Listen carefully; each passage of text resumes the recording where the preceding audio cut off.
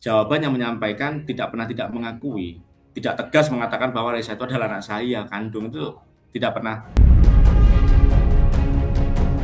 Kalau hilang enggak hilang, cuman nggak kontak gitu aja. Oh, Reza nggak ikut hadir kemarin karena kan kita pun juga nggak hadir di persidangan.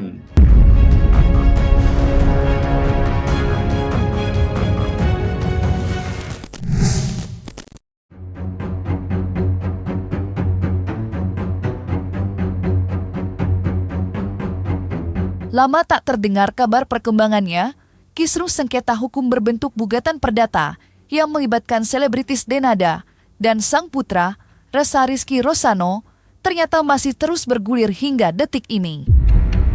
Ya, sempat terkubur dengan sederet kabar-kabar menggemparkan dunia selebriti, perkara hukum yang berjalan Pengadilan Negeri Banyuwangi tersebut diketahui telah tiba memasuki babak baru, yakni tahap jawab-menjawab. Melalui sarana e-court alias sistem layanan elektronik, tengah berlangsung sengit perang argumen dalam tahapan replik dan duplik. Lantas, seperti apakah penjelasan pihak kuasa hukum Reza terkait perkembangan proses persidangan? Serta pada hari apakah pula agenda sidang terakhir? Ya, hari Rabu kemarin. Jadi sidangnya itu sudah melalui jawab jinawab prosesnya. Jawab jinawab itu tidak harus hadir ke persidangan, tapi disampaikan melalui akun e-court dari masing-masing para pihak ini tadi. Jadi kami mendapatkan jawaban dari tergugat itu melalui aplikasi e-court milik kami gitu. Nanti pun juga kita menyampaikan ke e-court sehingga bisa dibaca oleh pihak tergugat melalui aplikasi e-court-nya. Oh, Reza nggak ikut hadir kemarin karena kan kita pun juga nggak hadir di persidangan, Pak. Jadi kita nunggu melalui aplikasi e-court. Jadi saya pun juga kalau hadir di persidangan di pengadilan untuk perkara yang lain. Cuman untuk mendapatkan jawaban ini sudah kita bisa ambil melalui aplikasi e-court milik kita. Nanti Berapa? hadirnya itu ketika proses kesaksian atau pembuktian. Kalau untuk hadir di persidangan, enggak tahu ya, mungkin nanti tergantung hakimnya, tergantung majelis. Kalau diperintahkan ya datang. Terus untuk menjelaskan di media ya insya Allah dalam waktu dekat sudah ditata kok, sudah dirinci.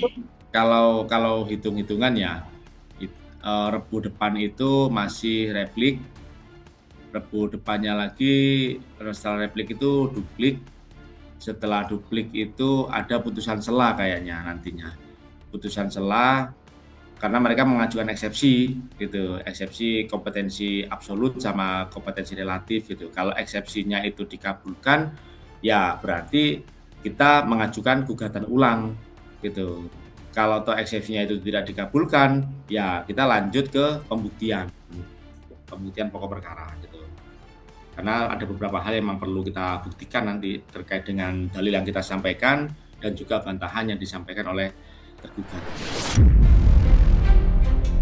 Berlanjutnya agenda persidangan hingga ke tahap jawab-menjawab tentu menjadi sebuah bukti bahwa sampai dengan saat ini, kedua belah pihak tak kunjung berhasil menemui titik tengah dan jalan keluar dari prahara sengit keluarga yang kini melahirkan gugatan perdata.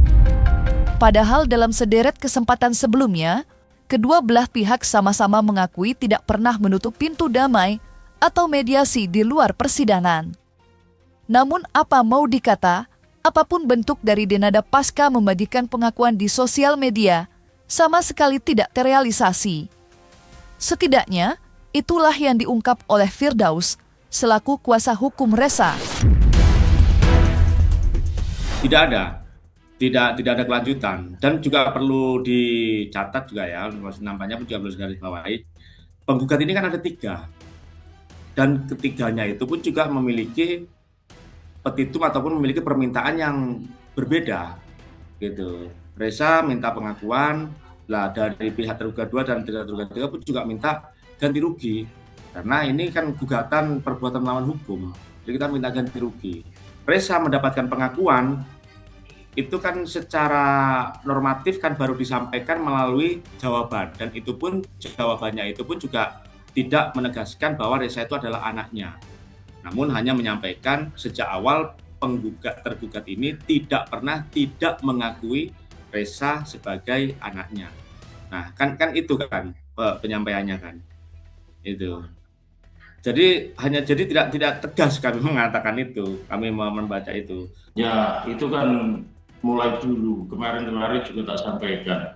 Pada saat mediasi contohnya.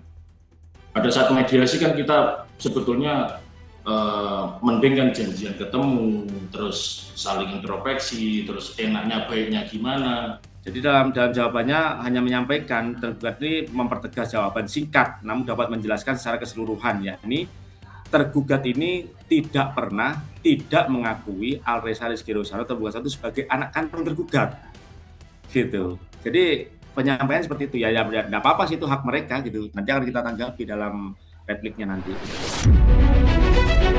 Di lain sisi, sikap Ressa sendiri juga tak ada habisnya menuai pertanyaan publik. Bagaimana tidak? Belakangan ini dirinya seolah lebih tenang. Tak ada lagi Ressa yang berulang kali muncul di hadapan orang banyak dan menagih pengakuan dari sang ibunda. Tak terlihat lagi tetesan air matanya meratapi sikap sang ibunda. Menanggapi pertanyaan itu, Firdaus selaku kuasa hukum Ressa pun buka suara dan memberikan jawaban atas apa yang kini dipertanyakan orang banyak. Lantas, apa kata Firdaus soal perubahan sikap Ressa belakangan ini? Benarkah ia sudah lelah menagih pengakuan dan memilih untuk pasrah menjalani persidangan? Karena kalau mau mengejar itu, mengejar apa Mbak ya? Mau mengejar, kan sudah disampaikan juga ada permintaan maaf melalui media sosial, gitu. Ada jawaban yang menyampaikan tidak pernah tidak mengakui, tidak tegas mengatakan bahwa Ressa itu adalah anak saya kandung, itu tidak pernah. Ya maunya dikejar seperti apa, kita juga masih belum tahu, kayak semacam ya kikuk gitu situasinya, itu tidak mencair situasinya. Tak berakhir sampai di situ saja tentunya. Deretan kabar kurang sedap soal Ressa. Ya, belakangan ini Ressa juga disebut menghilang entah kemana. Meninggalkan tim kuasa hukum bertanya-tanya tentang keberadaan pria berusia 24 tahun itu. Akan tetapi, hal yang diungkap oleh kuasa hukum pihak seberang akhirnya dibantah oleh Firdaus. Ia menyebut bahwa kala itu komunikasi mereka sempat terhenti akibat perbedaan jadwal di antara mereka. Sama sekali. 2 minggu sudah kontak, nggak tahu Ressa kemana, katanya gitu. Dia ketemu sempat sama Pak Firdaus itu. Malah dia tanya ke saya, Ressa kemana katanya gitu. Oh ya udah tahu saya, soalnya lost kontak sama kuasa hukumnya katanya. Kalau hilang enggak hilang, cuman nggak kontak gitu aja. Ada, masih tetap kontak, kan masih kadang-kadang live juga toh. Cuman nggak kontak sama pengacaranya gitu. Okay. Nggak tahu, mungkin karena kesibukannya masing-masing, karena juga Pak Ronald dan Pak Andi kan juga punya urusan perkara lain juga di Jakarta maupun di Surabaya yang harus ditangani itu. Walaupun ya setahu saya komunikasi, keluarganya ya komunikasi gitu, karena kan juga bagaimanapun juga kayak Pak Ronald kan juga kakaknya juga kan, masih saudara gitu.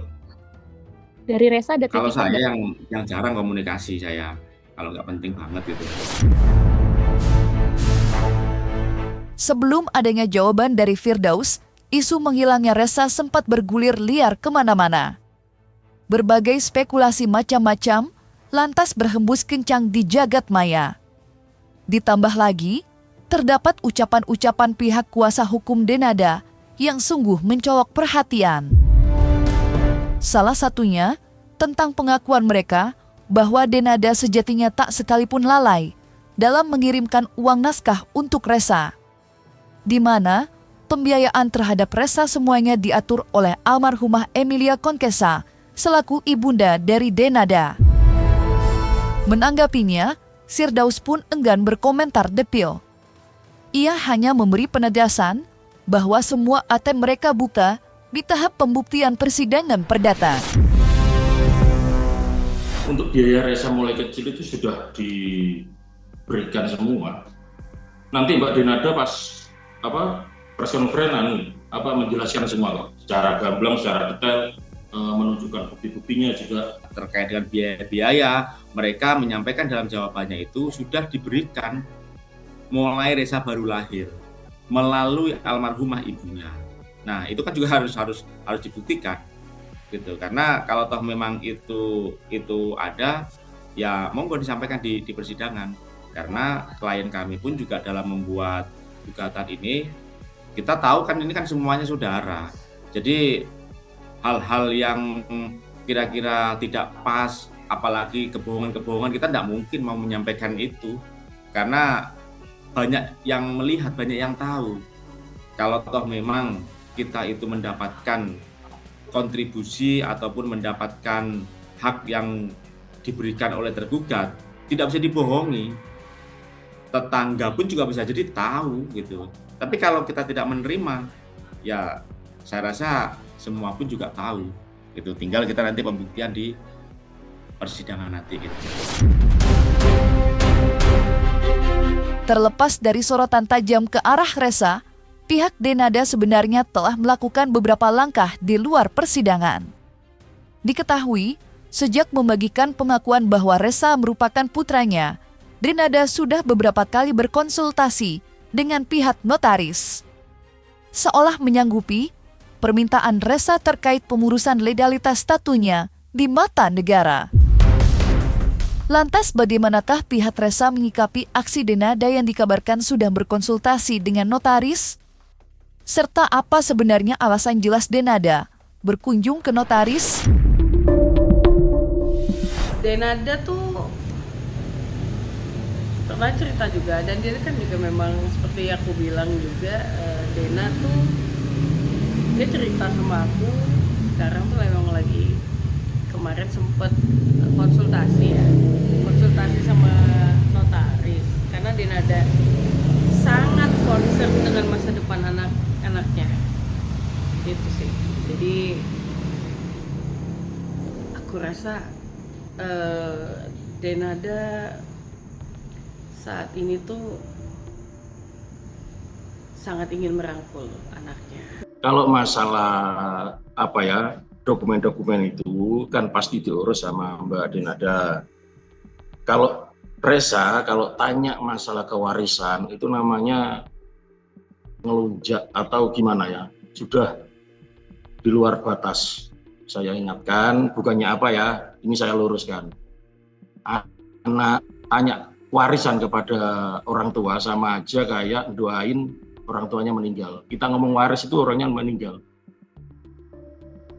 Timbulnya kata-kata waris itu berarti orang tua sudah meninggal. Jadi apa yang mau dituangkan terserah orang tua sudah. Lagian mau berharap apa sih? Harusnya kita yang ngasih ke orang tua ini. Ya monggo, saya nggak mau mengomentari itu karena kan itu kan bagian dari desain ataupun langkah-langkah yang mau diambil oleh pihak tergugat gitu. Lah kalau kami sih simpel sih, kalau toh memang mau kekeluargaan, ya lazimnya kekeluargaan itu seperti apa?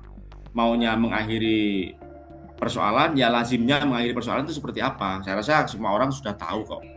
Gitu. Makanya yang ditekankan oleh partner saya itu kan pembelajaran bagaimana menghargai orang, bagaimana ada kan seperti itu kan. Gitu. Makanya ya saya rasa saya yakin mereka juga sudah tahu kok apa yang harus dilakukan. Tapi kenapa mereka tidak melakukan? Nah itu saya nggak tahu masih. Pasti kita pengen berikan ekspresi. Mengedepankan estetika. Kan dokter sampaikan. Jelas tadi mendengarkan.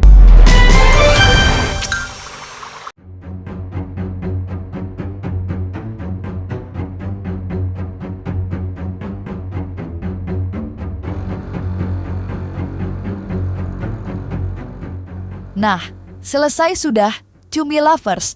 Jangan lupa untuk like, subscribe, dan juga share channel YouTube Cumi Cumi.